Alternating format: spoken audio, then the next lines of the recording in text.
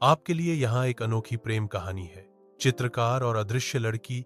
एक समुद्र के किनारे एक हलचल भरे शहर में रेयान रहता था। एक चित्रकार जो अपनी ब्रश से छुई हुई किसी भी चीज की आत्मा को पकड़ सकता था।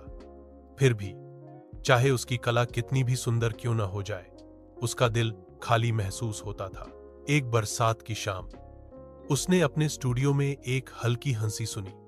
चौंक कर उसने चारों ओर देखा, लेकिन वहां कोई नहीं था। हंसी फिर से आई, हवा की घंटियों की तरह कोमल। मैं यहां हूं, एक आवाज फुसफुसाई।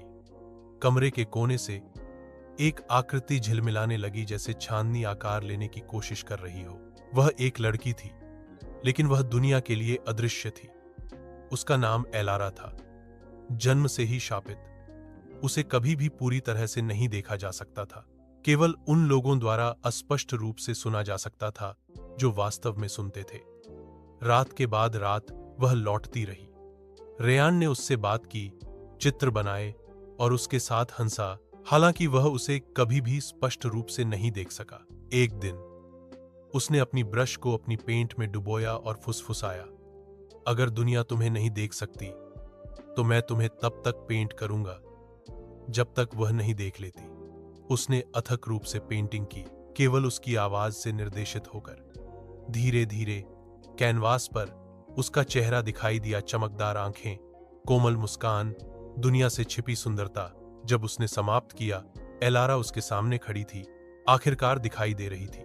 शाप टूट गया था, क्योंकि किसी ने उस पर इतना विश्वास किया कि उसे प्रकाश में लाया जा सके।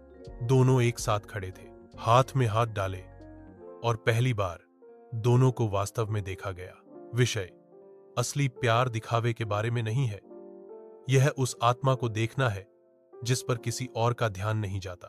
क्या आप चाहेंगे कि मैं इस तरह के सुखद अंत वाली अगली अनोखी प्रेम कहानी बनाऊं, या कुछ दुखद मोड़ वाली?